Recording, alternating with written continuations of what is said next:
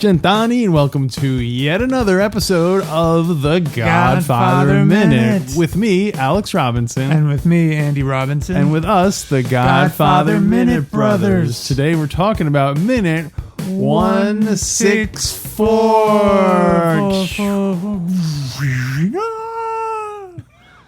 Alex, that was a conglomeration of all the sound effects in one sound effects record. Yeah. Yeah, it was good. That would be kind of cool idea. Put all the sound effects together, like guns blasting, the bomb going off. Yeah, totally. Yeah. Alex, repeat after me. E minuto. Numero. 164. 164. Quantro. You got it. Ooh, that was a mouthful. 64. You should say that again. Well, what I will say is that here's a summary of minute 164. We leave the church and return to Fortress Corleone, where we see Tessio completing his arrangements and expressing hope for a good deal. Good deal. Once outside, however, he is Icarus in a cheap Brooklyn suit, his arrangements in tatters. Mikey is riding with someone else. Tom isn't going either. It is only when he looks in the shark-like eyes, like a doll's eyes, of the strange men around him, Tessio realizes now that he's the one we won't see no more. The defeated capo gracefully concedes, giving his former boss a positive review in the personal category. But Cheech interrupts him before he can go into detail. Mm-hmm. Tell Mike, I always liked him. I gave him 4 stars. How could you be just to show Sally? that I'm not hard-hearted, I gave him 4 stars. And I've reviewed mafia bosses all over the world. Well, Sally, what areas do you think you can improve?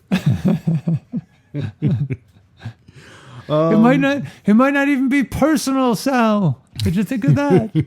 So speaking of which, Tom has known Sal for like 30 years at this point. Long time.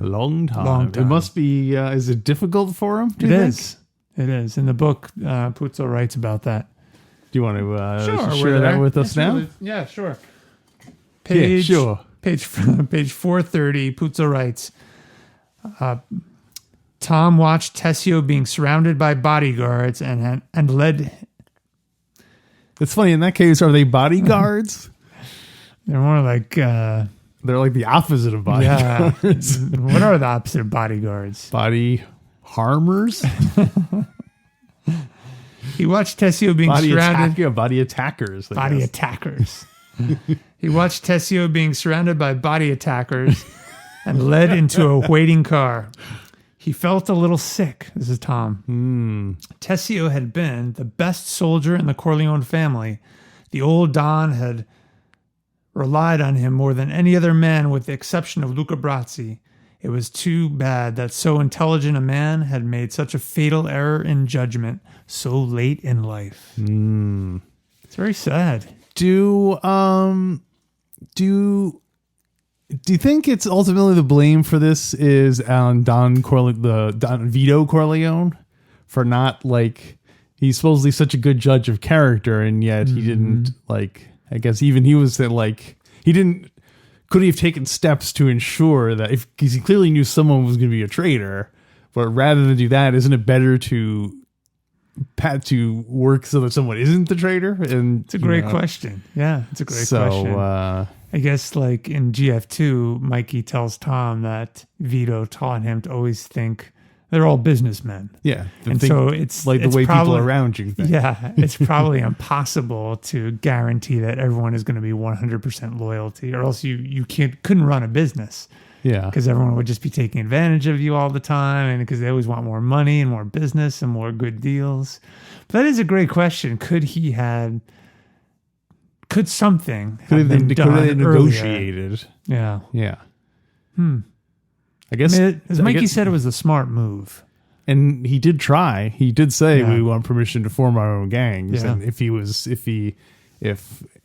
the Don had taken that seriously, he would have been like, okay, we need to make these guys like feel like they're more a part of the team. Okay, I'm going to be Don Corleone. You're Fish. Ask me if you can start your own family. This is a good, 2 weeks earlier in the story. Don, is it okay if I vote with my own family? It's pretty soon I won't be anywhere in Brooklyn. I can hang my hat. That's ridiculous. Are you serious? You asking me that? I thought you were loyal to me. Wow. Next thing you're going to be asking to start your own sitcom. That is not justice. Although law enforcement could be a good fit for you. Well, we could use someone inside that Manhattan precinct. We just might. You look terrible. Yeah, just I want you to stay here. Smack him around. Step out of it. I want you to stay here. I want you to get some rest and get some food. Stay here where we keep an eye on you. But what does he say? But in a month from now? Well, from now, you have the picture in that pot. The Hollywood producer. A month from now, you'll have somewhere to hang your hat. By then, it'll be too late. They've already cast capital regimes in the other families, Barney. And also I thought it was interesting to compare this scene with the one in GF2 where Tom has to basically tell, he has to oversee the death of Frankie Five Angels. So Tom's always given the unpleasant, dirty work of I guess he has a lot of buffers.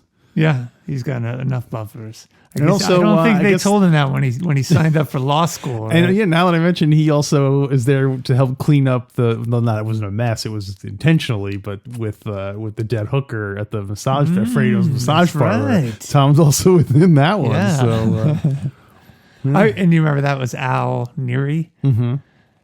Or that will be Al Neary in that scene. that will have been Yeah. Al Neary. And do you remember how Al appears in the door? Yeah. And Tom doesn't say anything, but he looks at him like, come on, like, get out of here. And that confirms his nickname, Al Almost Nearly Neary. He almost nearly got caught By the senator himself. How did you like my Don Corleone laugh? It was a little. We never see him laugh. I guess women and children can laugh, but men can't laugh. Do we never? I guess the only time we see him laugh is right before he dies. Where he's like, Oh, you're spraying me with pesticides. You're spilling it. totally ruins the mood. There's one other time he laughed. Where was that? It was very short. Funny papers. It's true. And that wasn't even particularly funny. No. Because That's what he was like. He was laughing at the irony of it, the fact that it wasn't funny, and yet Funny papers. Wait, These days, adventure comics is more taking over the role of the genre of that's what comics. he's laughing at. I thought he was laughing at the irony that he was laughing at the one thing that was not funny. no, he was laughing at Michael's lack of knowledge about the comic strip industry. They should call them more like unfunny papers. Am I right? Unfunny paper. We got newspaper men on the payroll. Can't they make those funny papers more funny so I can laugh? I wonder how many cartoonists they did have on the payroll. I would. Well, obviously, we've come up with 164 different political cartoons alone, and we could have. Would you do it? Well, what are they asking me to do? They're asking you to every now and then drop a political cartoon in the Willamette Weekly. That's our local. A pro Corleone, pro political cartoon. I don't know. And this is how he presents it. Well, Tom would be the one presenting. Yeah. And the Don would be greatly indebted in your service, so you could call upon him in the future for a favor. Just one favor, or like one favor per comic? Probably just one favor overall, depending on what favor you ask. But don't forget, the Don's asking you this favor, and once he asks, he never asks a second favor when the first one's been refused. So don't try your illusion to spell with me. So let me get this straight. If I sign up for a lifetime of doing political cartoons that are pro Don Corleone, I get one favor. That's right. Not even like one every 4 years, or like I can't accrue them like vacation days. Well, Alex, there probably won't even be newspapers in 4 years. Did you ever think of that? You're probably right. All right, I'll take the job then. You're going to do it? Yeah. Okay, yeah. now question 2 is what favor are you going to ask and when? Well, I'm going to keep it in my pocket. If we only get one, I don't have Okay, anything but pressing. say the writing's on the wall, newspapers are going to go away in 6 Yeah. months. So you're going to pretty much end doing your favor to him. So you want to cash in your favor. Oh, so once newspapers are finished, there's the expiration date. You're going to stop working for the Don, and it's not stated that your favor expires, but pretty much if you wait years and years, you come later and Tommy's like, "Who are you?" We live in Vegas now. We have all different operations. I used to draw the funny papers for you. Funny papers. It's like a ghost. Oh my gosh, that was weird. That was weird because that was Tom Hagen doing Don Corleone's line to you, Alex Robinson, as an elderly cartoon. it was a lot of layers. There's some Wow. inception levels there. So what favor are you gonna ask him? Well, so that's the thing. You can't just. I would love to just say, "Hey, can I have $1 million or something?" But as we see, he always asks. That is not justice. Yes, so the favor has to be corresponding with the level of. Yeah. So it couldn't be anything that like. You could combine your favor with Bonacera's and had his. You're allowed to do that? If his favor had not yet been cashed in. So let's just say this is pre-Bonacera. Yeah. You and Bonacera could have joined favors to have his daughter's attackers killed. One favor wouldn't have been justice, but if you're joining the power of 2, yours and his favors, you could have had them killed. But that doesn't help me. I don't want. Oh, it's I don't all want- about you now. Well, I'm signing up for a lifetime commitment of drawing this comic strip. Well, a lifetime of newspapers. Yeah. It would be great if newspapers died in a few years and you're like, all right, I'm off the hook. Yeah. And Don Corleone goes, Hey, there's these digital online chat rooms and such. So you're gonna continue doing comics there. they don't even have me doing comics. We need you to just post funny things. Like, wait a minute, I didn't sign up for that. So what are you going to ask for? Mr. Selfish, it's got to benefit you. Yeah. I guess I would ask for. I don't know if this is the kind of favor that you could ask Don Corleone for. Give it a shot. He'll say no if you can't do it. I am looking for someone to have coffee with, and Caffeinated or decaf?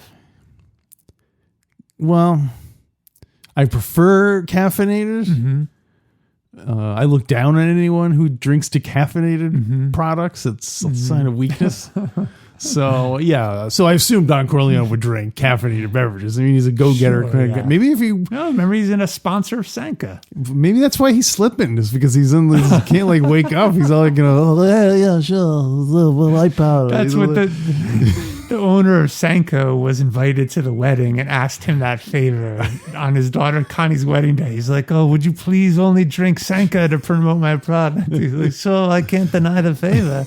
And so that's what led to him slipping. Wow, that was all. Whoa. And then it turns out that the Sanka salesman was the Turk the whole time. Oh, well, he's got the coffee beans and turkey. He's got the processing plants. Let's in hit him now. Sicily. He got the grinder.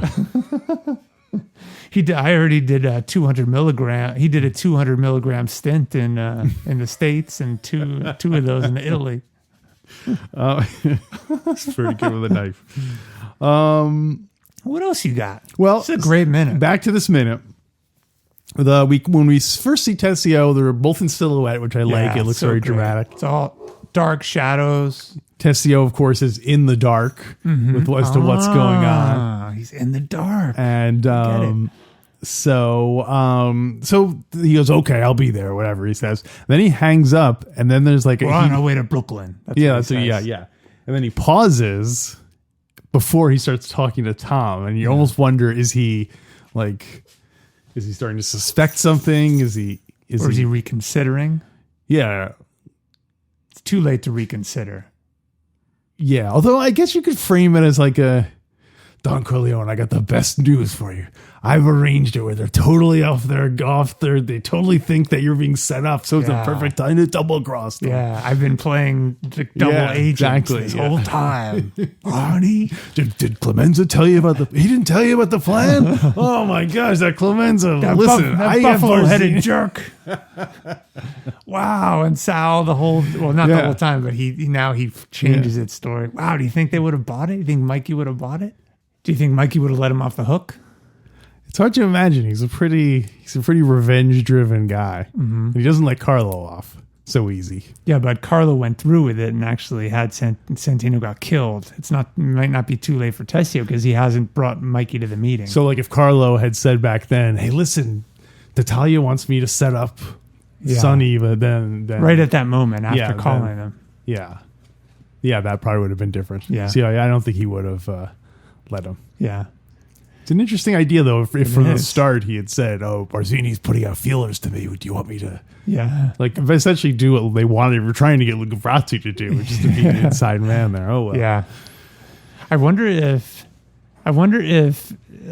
Tessio had changed his story right at that moment. Yeah, and said, "Oh, I've been playing them against you, and now we're set up. We're poised to really spring some kind of trap on them." That was what would have convinced producers to hire him as a detective in Bonnie Miller. Oh, because he's undercover pretty much. Yeah, totally. Right? I don't think there's any way. I think at most it might buy him some time because they would say like, "Oh, tell us about what this is." Yeah. But since Barzini's already dead by the time they killed Tessio, it doesn't really do much good for him to be like, "Hey, I'm setting up this cool thing." You know? Yeah. So they leave the kitchen. They walk outside. Yes. And I noticed that Cheech is the one who said, "Sal, Tom, the boss says he'll come in a separate car." Uh-huh. I just realized Cheech calls them Sal and Tom. Yeah. At what point can you call capo regimes by their first name, or do you have to say like Mr. Tessio? Like, do all like soldiers, like brand new recruits, also call each other by their first names? It seems very informal if you're a new guy. But it also Cheech has been around. Yeah, Cheech has been around. That makes sense. But it also seems weird for them to be like, "Oh yes, Mr. Corleone." I guess they call Don Corleone. But they call him Don Corleone. Yeah. But like Paulie didn't call Clemenza Mr. Clemenza. Yeah. But Paulie was already made at that point. So you think because he was higher up? He was higher up. He had his own crew. Yeah. Paulie's crew is the one who beat up Clemenza's daughter's attackers. Bonacera's daughter. Bonacera's, yeah. Right. So it just got me thinking that because you don't really hear them using each other's names so much. Yeah. Yeah. Yeah, that's interesting. I mean, the priest definitely says Carlo Risi. He uses his last name. Yeah, that's interesting. No. Well, maybe in GF3 though. We'll see if they. Yeah. I'm just wondering how informal the network is. Yeah, exactly. Like obviously, Paulie's not going to walk up and say like, "Hey, Vito, how you doing?" Yeah. Not appropriate, right? Yeah, that's true. So at what point down the ladder does it become appropriate? Yeah, I could see them calling Tom Mr. Hey. Like lower, Cheech like not Cheech, but like lower. Yeah, I don't know. Yeah, We'll have to keep our ear open for that and see if there's any more information. What else you got? So Tessio comes out of the and he's like, "Oh, screws up all my arrangements," and then it's like it seems to dawn on him what's going on. So I think it starts when he first sees all those strange button men there. Mm-hmm, yeah. And then he looks at Tom, and I guess Tom does that weird sideways look at Cheech. And, so that almost looks like that Bobby Duvall didn't know the camera was on. He just looks like he's all looking around. Yeah. Like, oh, we started? Who's supposed to talk now? Yeah, exactly. Cue. Oh, no, what do they say? Line? Yeah, exactly. But Tessio has probably been on the other end of this situation many times. Mm-hmm. Not many times. You think that happens? Do you think it happens many times? Where they catch a rat? Yeah. This whole family's rats.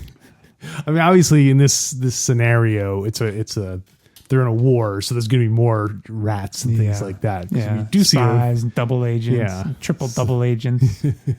Yeah, I'm sure he's experienced it a couple times at least, right? Yeah, I have to kill someone, one of your their own coworkers. Yeah. Yeah, none of them seemed when they learned that Paulie was working for the other family. Mm-hmm. They didn't. There was no scene where they were really shocked by that at all. Right. Well, right? I think it was just they kind of glossed over it. They just, all right, he's a traitor, and we got to take care of him now. Well, I think by the time we meet them, like we don't see the first time that someone goes, you know what? I think it might be Paulie. Yeah, because that might be the time where Sonny was like, "That son of a bitch, I'll kill him," you know. And then later on, they're like, "Take it easy, you know." Have one of our telephone guys check them out. Yeah. And I guess the last thing I have is that when a bunch of strange button men are there, if you're in a mob and suddenly a bunch of strange button men show up, then like you don't know, then that's probably it's probably your time's up. And remember, we talked about it last week in the book. Carlo's hanging out at the compound, and there are all these soldiers that he doesn't know either. That's right. Yeah, So, no rags, no. So it's a heartbreaking scene, Alex. With Tessio. Yeah. I always someone liked him. so late in life who made such a fatal error. Well, I guess if you're going to make a fatal error, it's better to do it late in life than towards the beginning of your life. That's true. I guess you assume by then that you'd be smart enough to not make a fatal error. Yeah, but it was the smart move. I know. He just not the smartest of moves. Obviously, Clemenza ended up in a better position than Tessio. He lives on, but he's got to live with that wife. Well, not for long. Who? Clemenza? Yeah. Yeah, he's gonna have a heart attack. Oh, because he has no. Dr. Cheech. Maybe he had a heart attack when he learned that Tessio was a traitor. That's probably it. That scene. That son of a bitch. Oh. And he had the nerve to judge my dancing all those years. That traitor. Why don't you go do your job? Betray the family. Walk around the block. Yeah, it's you also wonder if Tessio should have waited. Oh, to see how things played out. Yeah. This was probably his best opportunity to get in with the Barzini family. And before Mikey. Because otherwise he would have had nothing to offer later. He would have just been begging Barzini for a job. Well, couldn't he then go to say, "Hey, listen, I want to help you take down Michael Corleone"? They certainly Tessio thinks that later Tessio, everyone except Mikey and maybe Hagen think that the family is very weak right now. Right. And just getting weaker and weaker and weaker. So Tessio making his play now to help Barzini, he has the most leverage, the most to offer. You know, a month from now when the family is weaker, he's just going to be saying, "Hey, well, I'll help you get rid of him." But like they don't need it. They won't need his help later on as much as now. Yeah, because I think that's why he's making the move now, because he can still get a good deal. You're right, because Mikey has been artificially weakening the stock. Lowering the price of the stock so that they can buy it all up. Yeah, it's a great trap. And that really gives different meaning to Tessio's line in this scene, where it says, "I hope Mikey could get us a good deal." It's actually Mikey as the what do you call it? Like Tessio is handing Mikey over to Barzini. Right. I hope Mikey can, just like I hope this money, I hope Mikey can get us a good deal. I hope turning Mikey in can get us a good deal. I'm sure he will. Yeah.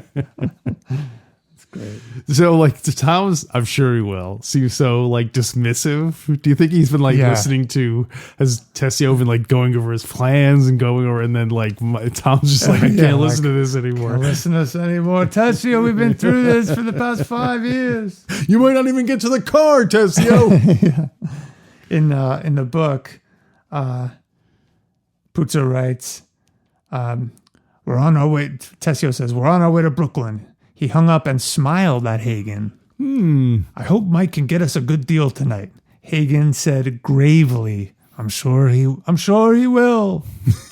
That doesn't really sound gravely, but in our interpretation, Hagen always sounds the same. Yeah. I'm sure he will. So that's all we got. That's all I got for minute 164. So what about Tessio's last line ever? End scene. That's not his last line ever. No, his last line is tell Mike it was only business. I always liked him. But that's not his last. That's his last line in the scene. Oh, in the scene, yeah. Yeah. In the minute. Yeah, in the minute. But he has more dialogue. What do you make of that line? I think he's just being straightforward. That like he's known Mikey, literally Mikey's entire life, and he's probably like an uncle to those boys. Yeah. And so it was just business. Like they should have flashed back to like young Tessio hanging out with younger Tessio, like teaching Mikey how to fish or do some fish. Fish. You got him hooked on fishing. Do you think it would have been better delivered like this? Tell Mike it was only business, not personal. I always liked him. What's the difference? He just says, tell Mike it was only business. I always liked him. He didn't say the not personal. Oh, right. Yeah. Would that have been too over the top? Because he doesn't say no, not personal. He does not say that. Yeah, he just says it was only only would business. it have been better if he said that? No, it to would lock not in that classic line. No, I think people by this time know it, so they don't need, they can fill it in themselves. Yeah. This is Tessio's opportunity to use every iconic line. Yeah. Tell Mike it wasn't business. Tell Mike it was business, not personal. Tell him to leave the gun, take the cannoli. They made me an offer I couldn't refuse. I always liked him. That was being naive, Kay. For your father. Tell Mike I always liked him, and that he acted like a man, and that he looked terrible. Stand him up, I said. All right, Tom, the boss says we got to get going here. Can you wrap it up? Hold on, I'm almost done. He opens up the manuscript. I haven't gotten through the wedding scene yet, Cheech. Johnny. Now I got to start over. I love America. He just reads the whole manuscript. And so, Zaza. Okay, now I'm done. Wow, that'd be creepy if he reads the whole manuscript and then it gets to this scene. Yeah. And he's reading the lines. Everybody keeps getting more and more like what's going to happen when he gets to that scene? Yeah. Oh, and that'd be great when they're doing the business meeting scene with Tom, Sonny, and Don Corleone, and Sonny is reading Tom's lines. Well, drugs is not a big business now, but it will be. Maybe not now, but 10 years from now. They all applaud. They all stop and look around. He nods to Tom like, "Saluto, consigliere." Like Tom was right. Yeah. Like, thanks, Sally, but I still can't get you off the hook. It'd be great. They start doing commentary about. Oh my God, this is getting too many layers. What else do I have? Do you have some stuff in the book, Alex? You ready? In ways that the book is different than the movie? Uh-huh.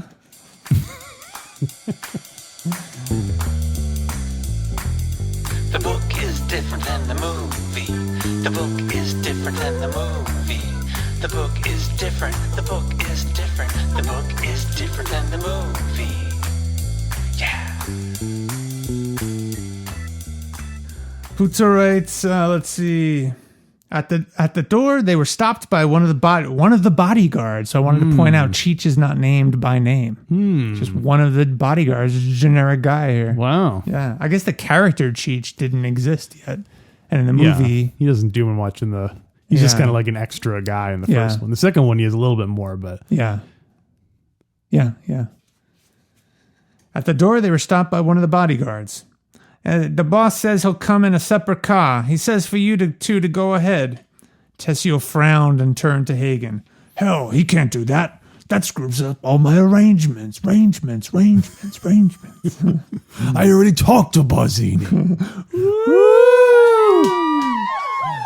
Puzo writes, at that moment, 3 more bodyguards materialized around them. Teleporting in. Yeah, we're button men from the future. We know you plan to betray them. They needed more buffers, so they tried to go temporal buffers as well. So now we do all our planning from the future. By the way, Tom Hagen does have one client, but all the temporal conciliaries, they have infinite clients. But they still charge by the hour. At that moment, 3 more bodyguards materialized around them. Hagen said gently, Oh, I can't go with you either, Tessio. So how would you have delivered that line, having read Puzo's direction here? Hagen said gently, action. what's the line? I can't go either. Cut. It's I can't go with you either, Tessio. My voice is weak. Hagen said gently, action. I can't get in the car with you either, Tessio. Does he say gently because his voice is weak or because he's sad that Tessio is? It's probably a combination. I can't go with you either, Tessio. I can't go. I can't go with you either. Not now, not 10 years from now. I have my own car, Senator. I don't care if you show cars. Woo! Yeah. Wait, did you say cause? Like cars? Cause? Oh, it's fun. Like, just like him doing all his different things. So. Puzo writes, the ferret-faced capo regime understood everything in a flash of a second. Ferret-faced? Yeah, remember? Puzo is referred to as buffalo-headed and ferret-faced. Ferret-faced, yeah. And I remember I asked you earlier, and you said you would have preferred ferret-faced than buffalo head. Did I say that? Yeah, because Huh. at least that implies some level of intelligence. Yeah, I guess buffalo, you just think of like a big meathead. Yeah. You did say that, Alex. I can go back to the archives. You have a sworn affidavit saying that I said that. Where is it? Where? Arch. The ferret-faced capo regime understood everything in a flash of a second, period, and accepted it, period. There was a moment of physical weakness, and then he recovered. He said to Hagen, tell Mike it was business. I always liked him. Hagen nodded. He understands that. And then it's pretty much the same. Yeah, and then Hagen is really sad that Tessio is let off, and it's the end of Tessio. Yeah. End scene. Good. Well, no, we see Tessio again, so. Yeah, sorry, end scene in the book. Yes, end minute. Does he actually in the book? Does he give that next classic line? He does, but we'll talk about that next minute. So let's rate this sucker. Whoa! I got a cleanup item now. A cleanup item? Give me the cue. Cleanup item. Give me say it in character. Oh, clean it up.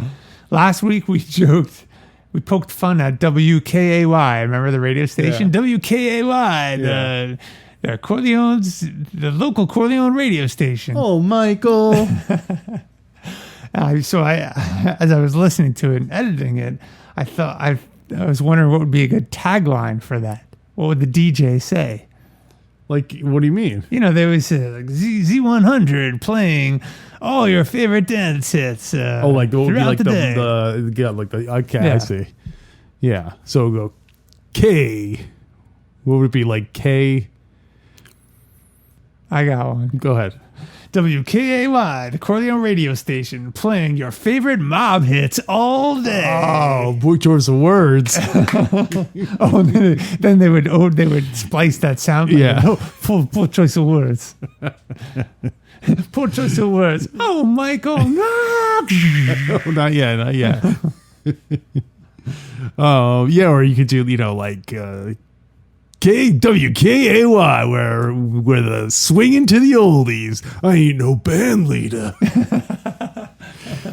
Would that be like with the Hollywood music? Yeah. WKAY, thanks for joining us on your lunch break today. Why don't you walk around the do your job and walk around the neighborhood? Or it'd be like KAY, like the overnight would be like the mellow, soothing kind of, jangly piano. Yeah. Who would be the DJ at night? Who's the most relaxed character? Who's the most relaxed? I might even say Tessio or Clemenza. Kind of. He doesn't really get worked up. The Don spends a lot of time in bed. Yeah. Who is the most relaxed character? They're all kind of almost on like edge. Al Nearly, probably. It just seems like he's. Yeah. Oh, you know who it is? Superman. Oh, Superman. Oh, from GF2. Yeah. Maybe Johnny Ola is the most relaxed. Yeah. It's late in life. He's dodged most bullets. See, here's the thing with Johnny Ola. We'll save it for GF2. I know. I don't know him. Who is that? He knows all these places. That's the thing is that Fredo, Johnny Ola knows his place and seems content to just be Hyman Roth's messenger boy. Yeah. Sicilian messenger boy. Yeah. So whereas Fredo gets all like, there's something in it for me, you know? Poor Fredo. So what was your question though? That was it. Just what would their tagline, what would the radio station tagline exactly. be? Yeah. We can explore that more. Yeah. KAY. Maybe we'll do some local, maybe we'll do some phony radio spots. Yeah. Yeah. Yeah, we still. WKAY playing Johnny Fontaine hits all day, every day. It's a Fontaine block. It's a Johnny Fontaine A through Z. Always yours. Yeah, then it would end at the nighttime one because everyone would be asleep by that time because Johnny Fontaine's. Oh, yeah. It's a snooze. Yeah. I should listen to some Al Martino next time I'm on the Spotify just to see what it sounds like. Yeah. And don't forget to check in to WKAY tomorrow for Fontaine Fridays. Is that all they play? John? On Fridays, yeah. Yeah. Well, I think on they also play them on Monday and Tuesdays. No. So let's rate it, Alex. All right, let's rate this minute.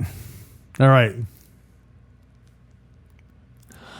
1, 2, 3, 4, 5. Womp, womp. I almost went 5. I almost went 4. And then at the last second, I compared it to next minute, which I feel like just barely edges it out. But we'll get there, Pop. Yeah, we'll get there. Yeah. What do we have in store for the bonus content, Alex?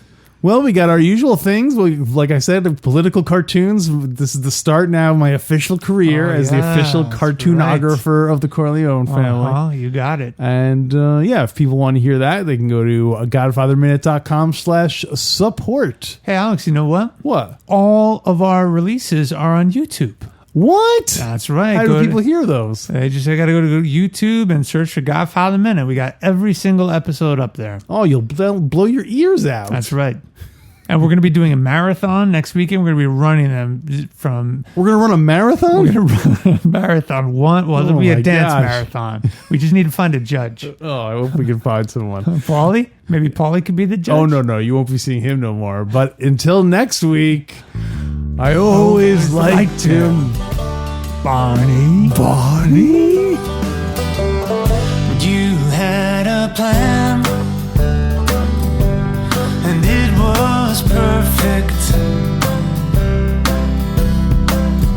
but only if Mikey would go along. You had a dream,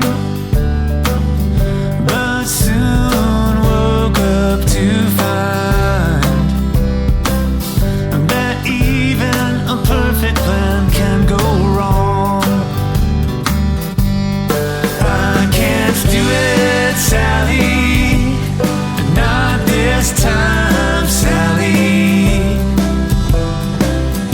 It's a chance my client can't take. No, I can't do it, Sally, not this time, Sally. Not even for old time's sake. And it's a time to go.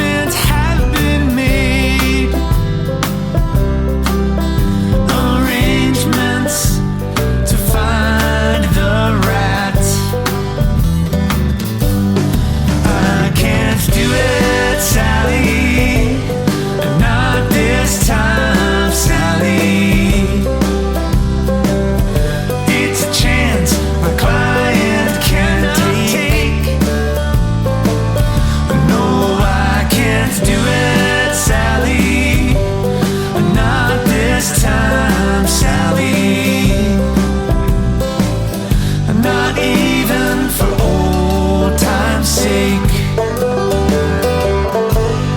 Don't be sad now, it's only business. And it comes right from the dawn. You're a fish on a hook, but look on the bright side. Soon you'll be a cop on a hit sitcom. I can't do